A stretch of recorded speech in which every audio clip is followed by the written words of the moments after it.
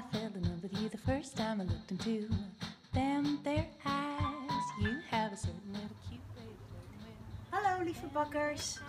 Het is dan eindelijk zover om bekend te maken wie de prachtige KitchenAid heeft gewonnen. Zijn jullie er klaar voor? Oeh, spannend! En de winnaar of winnares is geworden Just Love Cakes! Heel veel plezier met de KitchenAid. Bak ze en toon ons al je prachtige creaties. We willen alle deelnemers hartelijk bedanken voor jullie moeite. En in de toekomst hou ons in de gaten. We gaan nog hele mooie dingen delen. Because together we can take over the world. Doeg!